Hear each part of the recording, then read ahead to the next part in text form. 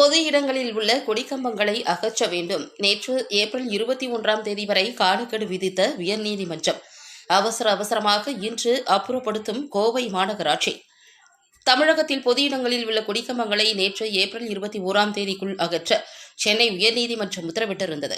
இந்த காலக்கெடு நேற்றுடன் நிறைவடைந்த நிலையில் இன்று கோவை மாநகராட்சி நிர்வாகம் கோவை நகரின் பல்வேறு பகுதிகளில் அமைக்கப்பட்டிருந்த அரசியல் கட்சி கொடி கம்பங்களை அகற்ற தொடங்கியுள்ளது.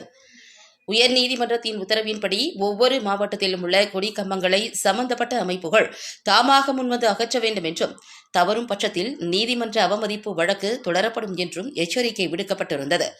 இதற்கிடையே கோவை மாநகராட்சி நிர்வாகம் நகரில் உள்ள கொடிக்கம்பங்கள் குறித்த கணக்கெடுப்பை நடத்தியது. இதில் அரசியல் கட்சிகள், ஜாதி அமைப்புகள் மற்றும் தொழிற்சங்கங்கள் சார்பில் நிறுவப்பட்ட கொடிக்கம்பங்களின் எண்ணிக்கை கண்டறியப்பட்டது.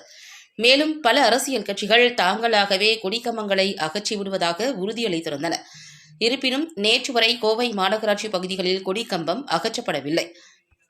இதனால் உயர்நீதிமன்றம் அளித்த கால அவகாசம் நேற்றுடன் முடிவடைந்த நிலையில் இன்று மாநகராட்சி அதிகாரிகள் மற்றும் பணியாளர்கள் பொக்லைன் இயந்திரங்கள் மற்றும் லாரிகள் உதவியுடன் நகரின் முக்கிய சாலைகள் மற்றும் பொது இடங்களில் நிறுவப்பட்டிருந்த கொடிக்கம்பங்களை அகற்றும் பணியில் தீவிரமாக ஈடுபட்டு வருகின்றனர். இந்த நடவடிக்கையால் அப்பகுதியில் சிறிது நேரம் பரபரப்பு நிலவியது.